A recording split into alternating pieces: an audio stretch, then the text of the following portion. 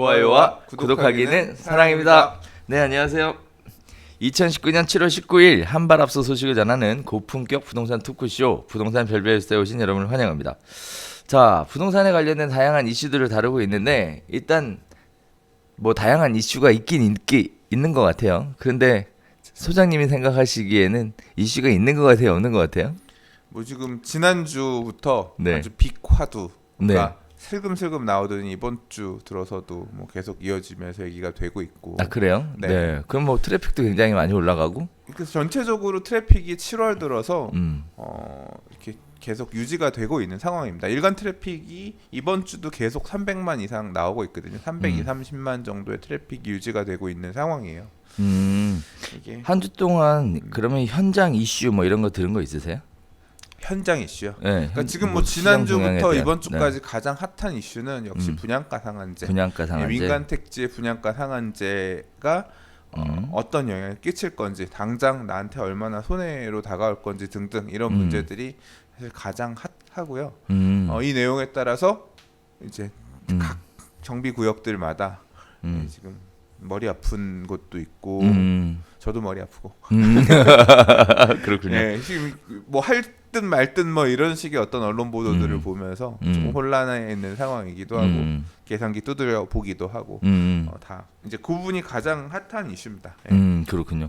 저는 한 주 동안 있으면서 이런 얘기를 좀 들었어요. 매물이 다 없다 이제. 그러니까 저는 그게 또 의외였거든요. 네. 매물이 없다. 네, 매물이 없다. 네, 그거였어요. 그래서 손님은 많은데 사줄 게 없다. 아, 그래요? No, 이런 얘기들 하시더라고요. 온도차가 조금 있는 건지 지역마다. 그거는 이따가 또 전화해서 여쭤보면 네. 알 수 있지 않을까 싶습니다. 드디어 메인 이슈인데요. 분양가 상한제. 네, 가지고 이야기 한번 나눠보도록 하겠습니다. 네, 분양가 상한제는 스터디가 일정 부분 되어 있기 때문에 많이 물어보세요. 제가 아는 만큼 답변할게요. 좋습니다. 네. 분양가 상한제가 당정청 분양가 상한제가 공감대가 형성이 되었다. 세부 사항을 조율 중이다. 16일 분양가 상한제는 공감대가 이루어져서 시행 여부에 대한 이견은 없는 상황이다. 즉 시행된다. 이렇게 봐도 될 것 같습니다. 주택법 시행령 개정안을 담을 세부 기준을 다듬고 있다. 그러면 기본적으로 협의도 다 마무리가 되었고, 일단 기본적으로 발표할 내용, 법에 적용할 내용들을 최종 조율을 하고 있는 모습으로 보여지고 있습니다. 분양가 상한제를 하겠다라는 얘기를 한 건 9.13 대책 이후에도 부동산 가격이 굉장히 많이 올라갔고요. 시장의 불안함, 가격 상승 뭐 이런 것들이 복합적으로 적용이 되면서 사실 지난달에 김현미 장관이 민간 택지 분양가 상한제에 대한 이야기를 언급을 했고, 그 언급과 동시에 시장이 진짜 슉 하고 순식간에 눈치 작전으로 돌아가는 이런 모습들을 보여줬는데, 드디어 얘기했던 그 당시 기자연합인가 뭐 거기서 얘기할 때는 생각하고 있다라고 얘기했지만 실제 한다 안 한다 얘기는 없었는데 결국 하는 것으로 추진되어 가고 있는 것 같습니다. 자, 분양가 상한제에 대한 이야기가 많이 나왔는데요. 일단 저는 이번에 느껴지는 것 중에 하나가, 분양가 상한제를 시행을 할 때 분양가 상한제 시행되는 지역에 한계가 있어서 많은 지역을 지정할 수 없다.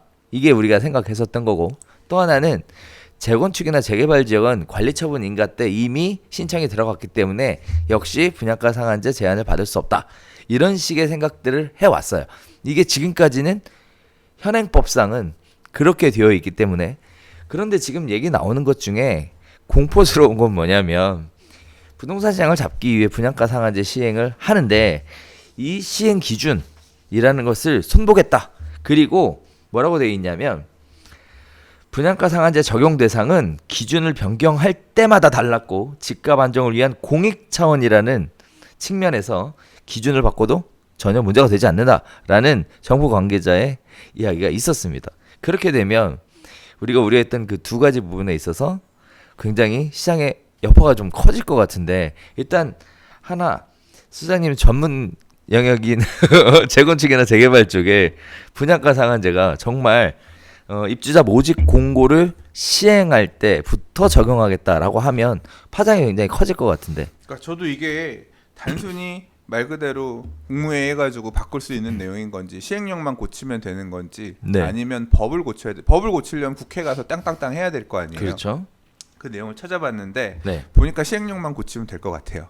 그래서 그러면 진짜 빨리 고칠 수도 있어요. 그러니까요. 당정청 협의해가지고 고치면 되는 거니까. 그럼 이제 근데 그럼 과연 그러니까 지금 종전에 이게 지금 계속 이대로였던 게 아니라 2007년 11월엔가 바꾼 거예요. 그러니까 2007년 11월엔가 바꿔서 이렇게 만든 거예요. 파리부동산 대책 나올 때 뭐라 그랬냐면 분양가 상한제가 제대로 작동하지 않기 때문에 민간 택지의 분양가 상한제가 제대로 작동하지 않기 때문에 이번에 바꾸겠습니다. 좀 더 분양가 상한제 적용 지역을 민간 택지를 여기는 분양가 상한제 작동하게끔 하겠다라고 하는 걸 쉽게 작동할 수 있게끔 현실적으로 작동할 수 있게끔 바꾸겠다라고 해서 바꾼 게 2017년 11월인가 그럴 텐데요. 이제 그러면 그때 바뀐 내용에서도 어떤 기준이냐면 관리처분계획 인가 기준으로 정비사업, 재개발, 재건축 사업 같은 정비사업은 관리처분계획 인가만 분양가 상한제 적용지역 이전에 신청을 했으면 피할 수 있게끔 그렇죠. 이렇게 바뀌었단 말이에요. 그렇죠. 그래서 사실 그 이후에 관리처분계획 인가를 접수한 수많은 단지들이 그때 개정안 때문에 다 구제가 됐어요. 그렇죠. 관철을 신청했기 때문에 다 구제가 됐다라고 생각하고 우리는 이제 분양가 상한제 적용은 안 될 거야라고 안심하고 있었고 그렇죠. 저도 그렇게 얘기를 해왔어요. 그렇죠. 피하신 겁니다. 네. 그랬는데 문제는 뭐냐면 그 시점을 그냥 관리처분 인가도 입주자 모집 승인 시점, 승인을 신청하는 시점으로 바꾸겠다라고 해서 법을 바꾸게 되면 다 피했던 단지들이 다시 받아야 되는 그런 단지로 바뀔 수가 있는 거예요. 이게 소급이다 아니다, 소급 적용이다 아니다에 대해서는 논쟁이 있는 걸로 알고 저는 이게 소급이 아니면 대체 뭐가 소급이야라고 생각하지만 유튜브에서는 그게 설령 소급일 지연정 공익의 문제면 상관이 없다. 뭐 이런 식으로 지금 나오고 있는 거니까 저도 되게 공포스럽죠. 그렇죠. 황당하죠. 이게 말이 돼? 말이야 방구야. 근데 일단은 제가 뭐 이거 법정에서 다툴 사람도 아니고 하기 때문에 그거는 이제 똑똑하신 분들이 할 거고 이 내용이 되게 되면 당장 부닥쳐야 되는 문제는 뭐냐면 분양가 상한제가 얼마나 일반 분양가를 낮추는 효과로 작용할 것인가. 그러니까 조합들이 또는 사업 시행자들이 생각했던 기준으로 해서 얼마나 분양가를 낮출 것이냐. 이런 거에 대한 계산을 해봐야 되고 한편으로 사업 시행자 입장에서는 어떻게 하면 이 분양가 상한제 민간 택지 분양가 상한제 하에서 최대한 일반 분양가를 높일 수 있을까를 고민을 해야겠죠. 이 방법 그렇죠. 저 방법 해서 구멍들을 찾아봐야죠. 그렇죠. 예.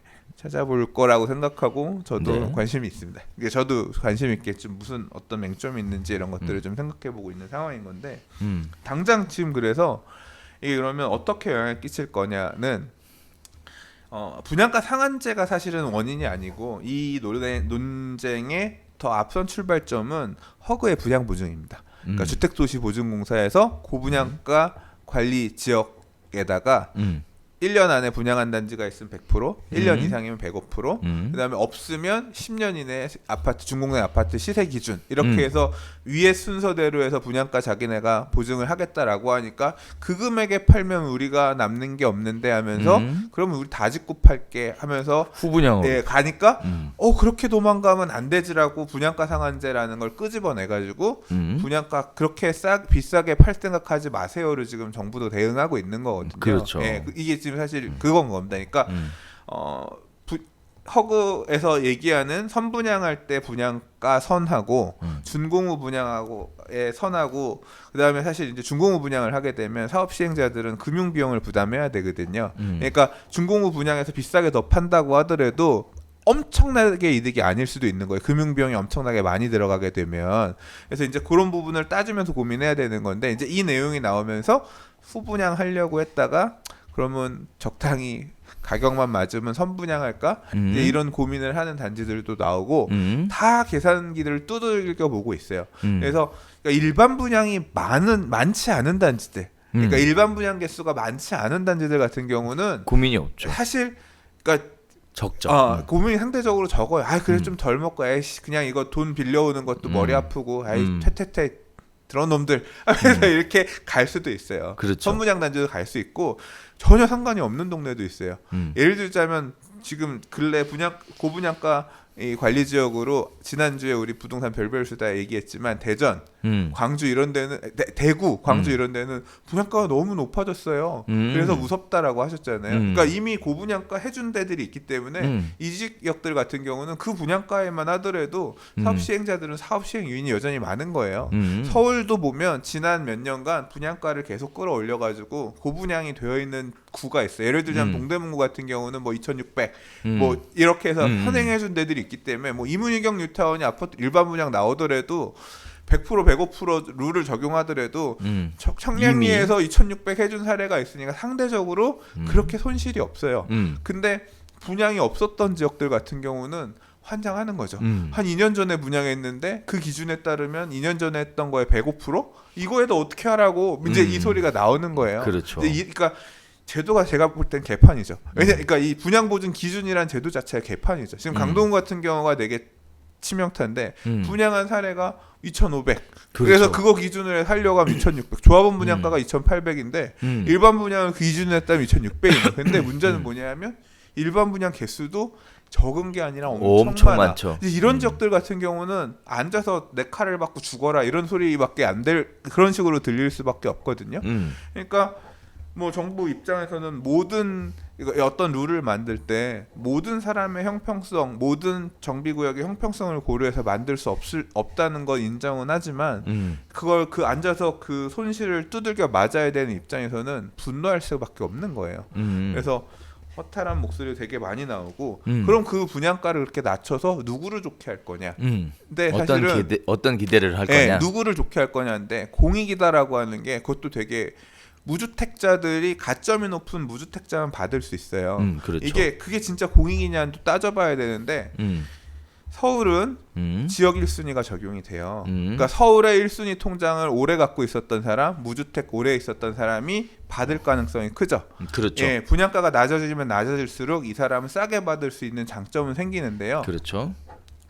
그러면 지방에 있는 무주택자는 어때요? 이 사람은 당장 당첨만 되면 누릴 수 있는 프리미엄이 예를 들자면 과거에 3억이었으면 5억이 될 수도 있는 거고, 자, 그 늘어난 프리미엄을 더 키워주게 하기 위해서 조합원들은 추가 부담금을 다 더 내야 됩니다. 그러니까 원래 예상했던 분양 수입보다 감소한 분양 수입만큼을 다 돈으로 개워내야 돼요. 그렇죠. 예, 다 추가 부담금으로 내야 되는데 그럼 이제 일반 분양 받은 사람들은 싸게 들어. 예를 그냥 극단적으로 얘기해서 조합원 분양가 2,700인데 일반 분양가 2,500이면 조합원들이 20년 동안 고생해서 재건축했는데 니들은 무주택으로 그렇게 있었다는 이유로 와가지고 나보다 싸게 받으면 만약에 이동 몇 층 일반 분양 세대 주고 난 조합원이야. 같은 엘리베이터에서 보면 인사가 나오겠어요? 이제 화나는 거지. 네, 그럴 수도 있어요, 실제로. 왜냐하면 이 과거 지난 하락장에서도 보면 정가격의 일반 분양 받은 사람이랑 할인 분양 받은 사람이랑 갈등이 있었어요. 그렇죠. 예. 있죠. 니네는 이사 못해. 할인 분양 우리는 제돈 막 그게 이제 억울한 거지. 이제 그게 정당하다는 얘기가 아니라 세상 정당하다는 얘기가 아니라 그런 갈등도 있을 수 있는 거예요. 그러니까 제가 얘기하는 거 이렇게 지나치게 낮게 분양가를 맞춰서 로또 분양을 하게 되면 애초에 지금 가점이 지금도 애매해서 당첨이 안 되는 사람들은 청약으로는 분양 받을 가능성이 없어요. 왜냐하면 고분양 지금 지난해에 우리 그 북일의 같은 경우는 북일의 포레자의 같은 경쟁률이 100대 1이 넘었거든요. 99명은 못 받았다는 얘기예요. 그 사람들은 계속 써서 내 거 순위 높은 사람 받을 가능 커트라인 70점, 60 몇 점 그런데 받을 사람들은 받겠지. 나 지금 가점이 40점이야 예를 들어서.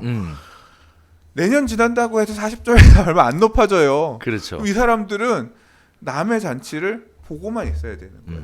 그럼 나는 그렇게 해서 로또를 만들어줬는데 나는 로또를 받을 아예 그냥 100% 추첨제면 기대나 해보지.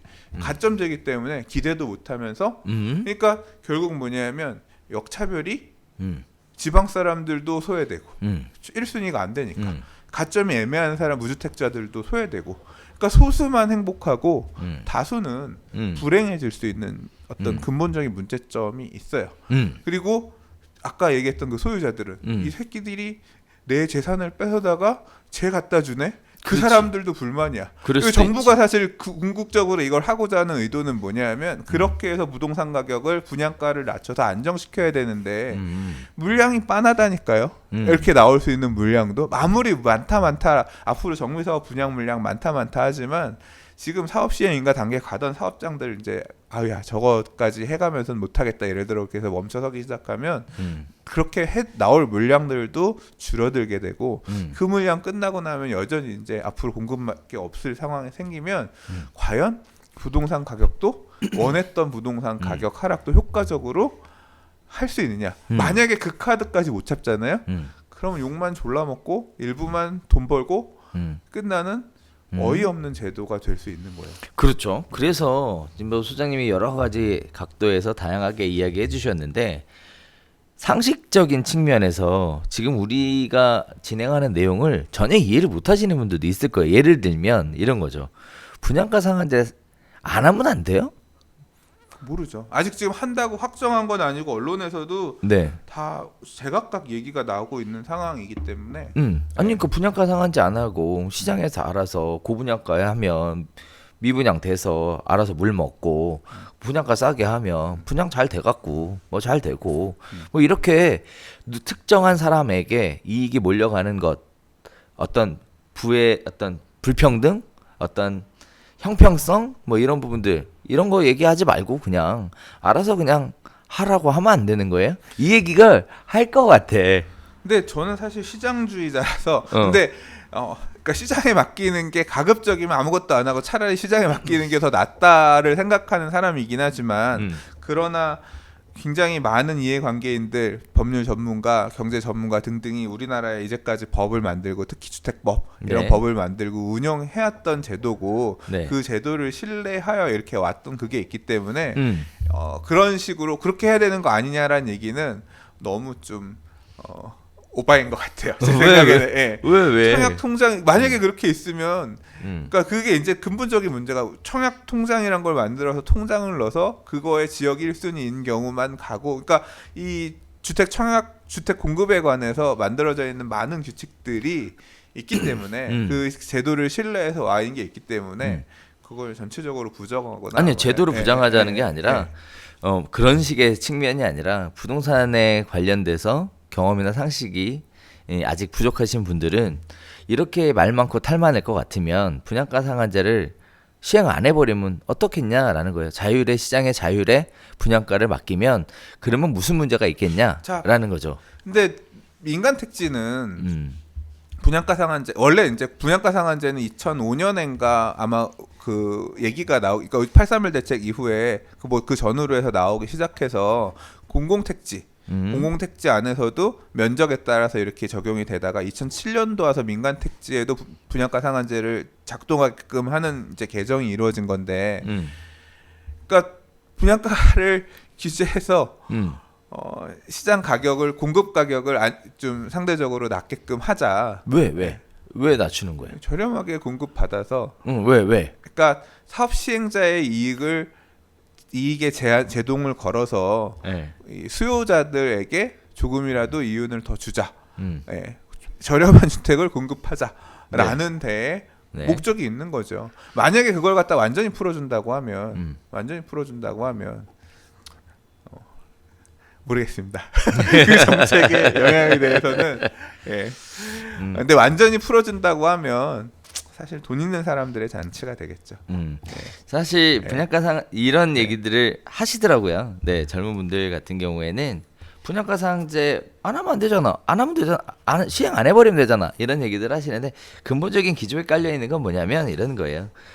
주택이 가격이 너무 많이 올라가 버리면 부담스럽죠. 못 사요. 그러면 계층에 대한 어떤 차별, 어떤 불평등, 불만 뭐 이런 것들이 생길 수밖에 없죠.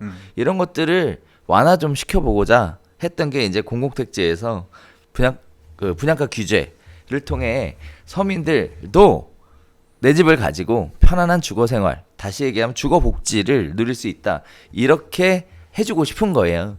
그래서 많은 사람들이 혜택을 보게끔 이렇게 만들어준 건데 이게 지금 시간이 흘러 많이 흘러서 지금은 극소수의 몇 사람이 이 혜택을 보게 되는 것처럼 가고 있지만 사실은 그 기회 자체는 많은 사람에게 똑같이 공개가 되어 있는 그런 것 같아요. 그래서 만약에 이런 게 없으면 아마 집값이 굉장히 많이 올라갈 것 같고 그냥 정상적인 직장 생활만 하는 분들이라면 평생 내 집 하나 못 가져보고 그렇게 삶을 마감할 수도 있는 이런 부분들 때문에 시행하는 거다 이렇게 생각하시면 쉬울 것 같습니다. 그 다음에 또 질문 드릴 게 있는데 그래서 분양가 상한제에 관련된 다양한 꼼수들이 사실 있어 왔어요. 대표적인 케이스가 예를 들어 확장 비용이나 옵션에 정말 확장을 안 하거나 옵션을 안 하면 살 수 없을 만큼 아파트 구조의 평면을 설계해 놓고 확장이나 옵션에 어마어마한 가격을 때려서 무조건 아니야. 선택해야 그거는 한계가 하는 있어. 뭐 있어 있는데 그렇게 하는 일종의 꼼수들이 과거부터 굉장히 많이 진행이 되어 왔고요. 그리고 또 특정인에게 혜택이 가는 것을 막기 위해서 사실 판교 분양할 때부터 그 뭐가 있었냐 채권 입찰제라는 걸 도입을 했었거든요. 자 이번에 분양가 상한제 이야기가 나오면서 그러한 부분 당첨자에게 과도한 시세 차익을 안겨주는 부분 우려되는 부분 이런 부분들을 전매 제한 기간을 늘리거나 거주 의무 기간을 반드시 두거나 또는 채권 입찰제를 병행하거나 하는 방법들이 논의가 되고 있는데 개인적으로 전매 기간 거주 의무 이거는 지금 뭐 어느 정도 다 적용이 되고 있는 거고 채권 입찰제 얘가 적용이 되게 되면 사실 특정인이 누리게 되는 특별한 시세 차익을 국고에서 환수할 수 있는 이런 계기가 될 것 같아서 나쁘지는 않아 보이는데요. 아니 왜 민간 네. 개인의 재산을 뺏어가지고 국가가 채권을 입찰해가지고 채권 할인하는 그 금액으로 먹어요. 아니지 그게 특정인에게 가는 공공택지였으면 되지. 나는 제가 기본적으로 불만은 그거예요. 그게 민간 택지도 작동하는 것도 차별화되게 작동이 되잖아. 차별이 발생하잖아요. 모든 민간 택지가 다 모든 민간 택지에 있는 조합원들의 재산을 뺏어다가 국고로 그런 식으로 채권 입찰하게끔 해서 가져가는 그런 개념이 아니라 민간 택지도 분양가 상한제 적용 지역을 따로 정할 거잖아요. 이 동네 길 하나 두고 여기까지는 나라에서 이렇게 해서 할 거고 여기는 아닙니다. 그것도 같은 지역도 어제까지는 기고 오늘은 해제가 됐습니까? 아닙니다. 이게 나뉘잖아요. 이제 사실 저는 그런 부분이 그러니까 제 개인의 사상, 제 어떤 주관에 따라서는 사실 솔직히 되게 납득하기 어려워요. 개인적으로는. 그러니까 그거를 하겠다라고 하는 걸 제가 어떻게 할 수 없는데 그러나 제 어떤 이 정체성, 제 가치관, 이 가치관에서 볼 때는 네. 아니 그런 기준으로 해서 누구 거는 뺏어다가 그렇게 해서 국가가 환수하거나 누구를 편익을 주거나 하는 게 정당화되는 자체가 사실은 받아들이기 되게 어렵죠. 그렇죠. 네. 아마 뭐 소장님 얘기가 틀린 건 아니에요. 그런데 한편으로는 우리가 생각해봐야 되는 것 중에 하나가 그러면 과연 시장에만 맡겨도 문제가 없겠냐? 문제가 있죠. 라는 거거든. 그러면 근데 굳이 이 제도 공공이 이 제도가 효과적인 좋은 제도냐 꼭 지금 여기에서 언급해야 돼. 그러니까 결국은 목적 취지가 삥뜯 땅 재산 뺏어가지고 누구 주자가 아니라 부동산 가격을 안정화하기 위한 제도로서 고민되는 건데 제대로 작동하기 어렵다. 부작용도 크다라고 하면 하지 말아야죠. 왜 부작용이 왜 커? 지금 특정한 로또 분양 때문에 이익을 보는 사람들이 생긴다는 것이 계속 연일 불만이었잖아. 그러니까 지금 여기서 할 수 있다는 채권 네. 입찰제에 대한 얘기신 거죠? 네. 그래서 그런 불만들을 잠재우려면 써내라는 거지. 뭐 채권 입찰 형태로 해서 금액을 써내는 거잖아요. 그래서 많이 써낸 채권 사람이 입찰 써내면 누가 받겠어요? 안 받으면 분양가가 내려가는 거잖아요. 그러니까 채권 입찰제를 쓰면 누가 많이 바꿨어? 누가 많이 받아요? 누가 분양 받겠어? 누가 받아요? 돈 많은 놈이 받겠지. 많이 써낼 수 있는 놈들. 그렇잖아요. 결국 그 안에서도 어쨌든 분양가는 잡잖아. 근데 지난번에 할 때도 보면 판교 같은 경우도 채권 입찰제가 모두 적용됐던 건 아니잖아요. 아니죠. 중대형에만 맞아요. 적용됐기 때문에 이제 제한적으로 상황이니까 네. 이런 카드들이 만지작 하게 되는 것 같아요.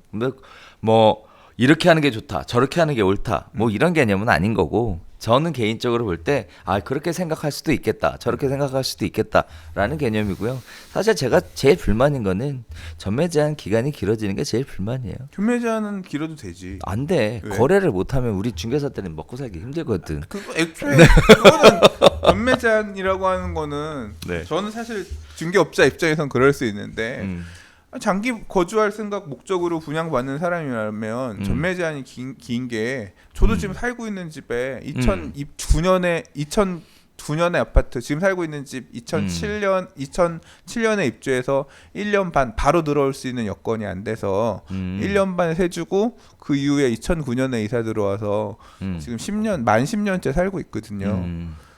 저는 전매 제한 없어도 돼요. 실수요자니까. 스스로 오래 사니까. 그러니까 그냥 애 키우고 잘 살고 있으니까 만족하면 잘 살고 있으니까. 전매 제한은 사실 전매 제한 기간을 둔다는 거는 투자 목적으로 들어와서 후딱 팔고 나가는. 그렇지. 네. 단기 피장사 그런 것들을 막으려고 하는 하지 거죠. 말라고. 그래서 전매 제한 얘기가 그렇죠. 나오는 그러니까 건데. 중개업자는 좀 아쉽긴 하지만. 그러니까 중개업 하는 입장에서는 그렇게 거래가 완전히 묶여버리니까. 아쉬울 수 있다. 뭐 이런 얘기 할 수 있잖아요. 왜? 네. 저도 그 자리에 앉아 있으면 똑같은 얘기 할 수 있잖아. 한 왜? 걸로. 네. 자, 그런 부분들이 지금 논의가 되고 있는 상황이고요. 입장에 따라서 이처럼 이해관계들은 좀 많이 달라지는 것 같아요. 어쨌든 주택법 시행령은 40일의 입법 예고와 법제처 심사, 규제 심사, 국무회의 의결을 거쳐 바로 시행될 수 있다라는 거라 이제 분양가 상한제에 대한 카드가 초입기에 들어갔다라고 볼 수도 있을 것 같습니다. 자, 사실 저는 그래서 오늘 별별 수다에서 우리 지금 개포일단지 지지난주에 했었잖아요. 네네. 지금 개포일단지도 해당되고요.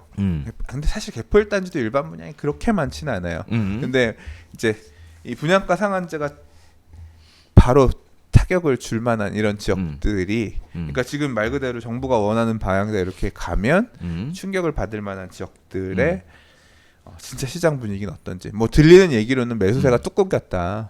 뭐 호가를 1억 낮춘 금매도 나왔다. 이제 이런 얘기도 들리긴 하는데 실제 반응은 어떤지 좀 궁금하기도 하고요. 그리고 제가 이 얘기는 사실 블로그에 글로 썼던 적은 있는데 분양가 상한제가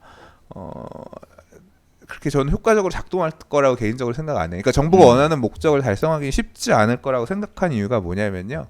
자 보세요. 둔촌주공 아파트가 이 이슈로 인해서 예를 들어서 한 가격이 2억 꺾여요. 뭐 2억 3억이 빠졌어요. 예를 들어 지금 거래되는 가격보다 3억이 꺾여. 그러면 이제 둔촌주공은 뭐 예를 들자면 됐다는 얘기도 아니고 거의가 깎였다는 얘기도 아니라 그냥 가정입니다. 말 그대로 가정인데 그렇다고 하면 이게 계속 거래도 여기는 앞으로 손해가 계속 발생할 거기 때문에 사면 안 돼 이런 사람들의 생각이 발생하느냐? 그렇지 않죠. 그렇죠. 둔촌주공 아파트가 지금 14억이다, 13억이다 뭐 하는 가격이라고 하는 거는 그 가격이 얼마까지 갈 거다. 예를 들자면 둔촌주공 아파트는 인근의 헬리오시티라든가 기존의 송파구에 있는 아파트들 가격에 영향을 받으면서 고덕보다는 좀 비싸고 헬리오시티보다는 좀 싸고 그 가격에 포진해 있거든요. 출렁이면서 가격이 빠졌잖아요.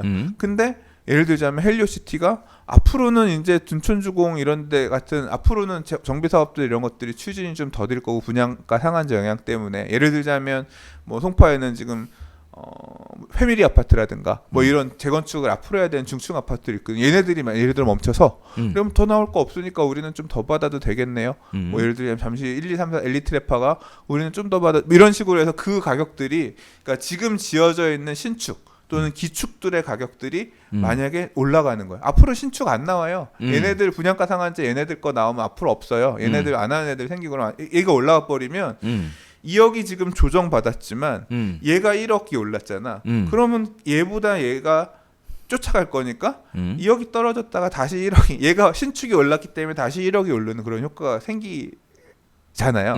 그러니까 제가 하고자 하는 얘기는 뭐냐면 일시적인 충격에 따라서 추가 부담금을 내야 될 금액만큼은 프리미엄이 하락하겠지만 이후에는 주변 신축 아파트 가격에 동조해서 다시 움직이면서 거래가 될 거란 말이에요. 그렇죠. 그렇게 되면 이게 악순환으로 작용할 가능성도 배제할 수 없다는 얘기예요. 그렇죠. 예. 실제로 지금 이 내용이 나오고 나서 사실 이제 뭐 여러 가지 맞물려 있는데 뭐 대치동 그러니까 지금 얼마 전에 이슈 중에 하나가 자사고 재지정 취소도 있었단 말이에요. 그러면서 강남 8학군의 희소 가치가 커질 겁니다. 뭐 이런 얘기가 나오면서 학군 있는 지역들의 목소리가 커진다 이런 얘기도 있어요.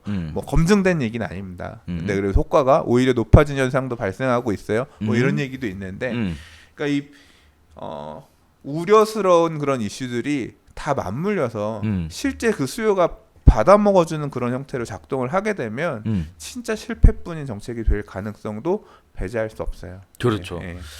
그런 부분들을 또 우려해서 거래를 못하게 묶는 전매 제한이라는 걸 가지고 카드로 또 정책으로 쓰려고 이렇게 하고 있는데 소장님 얘기하셨던 것처럼 개포동 재건축 같은 경우가 분양가 상한제가 실제 적용이 되면 시장에 어떠한 영향을 미칠 것이냐라는 궁금증 저도 있는데 사실 적어도 당분간은 얼어붙지 않겠습니까? 네. 어렵겠죠. 어떤 이런 사업장들은 왜냐하면 아직 제도가 명쾌하게 나온 게 아니기 때문에 얼마나 손실을 더 감내해야 될지에 대한 게 확정이 안 돼서 그러니까 예, 좀 당분간은 거래가 급감하면서 지지부진하거나 엄청 급매 정도가 나와야 매수가 붙는 그런 그렇죠. 형태대로 작동할 가능성은 있어 보입니다. 그래서 이제 제가 생각하는 또 하나가 이런 거예요.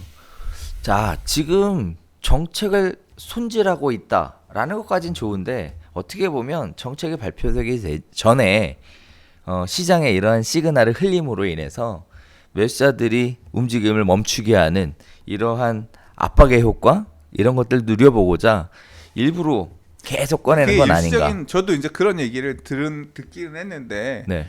양치기 소년이 네. 늑대 나타났다를 3번 하면 그때부터는 안 들어요. 그러니까 정부도 이런 식으로 한번 분위기 방어에 살 수 있는 것도 계속 쓸 수 있는 카드는 아니거든요. 네. 알고 있겠죠. 이런 그렇죠. 식으로 시장에 언론을 통해서 개입하면서 이렇게 가는 게 좋지만은 않다는 걸 알고 있을 겁니다. 그래도 그러니까 하긴 할 거니까. 네. 네. 하긴 할 거라면 뭐 일이 살짝 흘려도 괜찮지 않을까. 뭐 이게 거짓말은 아니니까. 네. 그런 생각도 들고 또 한편으로는 이거예요.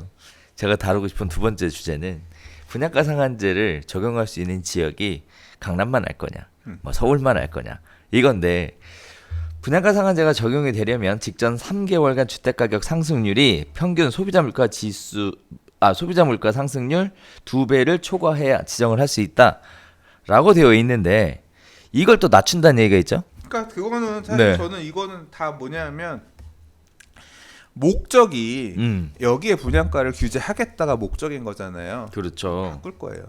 바꾼다고? 네, 바꿀 자, 그래서 바뀌게 될 가능성이 사실 저도 굉장히 농후하다고 보여집니다. 그렇게 되면 강남 상구 지정은 물론이고요. 그리고 서울의 대부분의 지역이 다 지정이 될 것으로 보여지고 있고 지방도 광명, 그다음에 유성구, 대전의 유성구 또 될 것 같고요. 그리고 가능성이 높은 지역이 구리, 대전 서구, 중구도 포함될 가능성이 높다라는 얘기들이 나오고 있습니다. 자, 이것들이 적용이 되게 되면 생각보다 굉장히 많은 넓은 지역들이 분양가 상한제 적용이 될 것 같고 시장의 규제 안에 또 들어갈 될 것 같은데 그럼 참 여러 가지가 있어, 그죠? 투기 지역, 투기 과열 지구, 조정 대상 지역, 분양가 상한제 적용 지역, 이야 엄청나네요, 그죠? 네, 부동산 시장이 화랑일 때 그래도 이런 얘기라도 할 수 있어서 다행입니다. 우리 불황일 때는 아무 얘기할 얘기가 없잖아요. 울고 싶네요. 전 진짜 부동산 가격이 좀 안정화돼서 뜨겁지 않았으면 좋겠어요. 너무 겁나요. 이게 사실 이런 얘기하는 게 즐겁지 않아요. 즐겁지 않고. 개인적으로 자꾸 이게 하면 안 되는데. 그리고 이 습관이야. 분양가 상한제 관련해서 오늘 얘기를 되게 길게 많이 했는데 사실 또 제 전문 분야에 할 말이 또 있어요. 그러니까 또 재개발 사업에서 재건축 사업에서 내부적으로 사실 되게 혼란을 많이 만들 거거든요. 이 내용은 오늘 별별 수다에서는 안 하고 다음 주에 제가 다른 부동산 중개업 그 많이 하시는 투미부동산, 투미TV 쪽이랑 이 분양가 상한제가 재개발 구역에 어떤 영향을 미칠 것인가, 뭐 이제 그런 얘기 또 하려고 지금 하고 있거든요. 아 그래요? 예, 후속타. 예. 열심히 또 준비하고 계시는군요. 그러니까 요 별별 수다 보시고 네. 다음 주 말이나 그 녹화는 다음 주 중에 하기로 했으니까 아, 그래요? 다음 주 말이나 다다음 주 정도에 보시면 영향을 그런 얘기들. 분양가 상한제가 재개발 구역에 미치는 영향에 대해서 또 심도 있는 얘기가 또 있을 것 같습니다. 조합 내부의 갈등이 엄청 커질 겁니다. 네, 그 얘기를 할게요. 자, 좋습니다. 분양가 상한제에 대한 이야기가 시장에 계속 나오면서 시장의 여러 가지 분위기가 지금 싹 조용해져가는 이런 모습들 보여주고 있는데, 어찌 됐든 지금 분양가 상한제가 나오는 것이 초읽기에 들어갔다라고 봐도 큰 무리수는 아닌 것 같습니다. 분양가 상한제 시행에 따라서 이해관계의 차이도 굉장히 많이 발생하게 될 것 같고요. 그리고 또 시장의 분위기나 향방도 굉장히 큰 변수를 보여줄 수 있을 것 같기 때문에 관심 있게 지켜보셔야 될 내용 같고요. 분양가 상한제에 적용된 다음 현장 인터뷰 이런 거를 좀 하면서 실제 현장들이 어떻게 돌아가는지 별별수다에서 한번 체크해 보도록 하겠습니다. 아주 듣고 싶습니다. 문제는 인터뷰를 안 응해 주실 것 같은 불길함이 있어.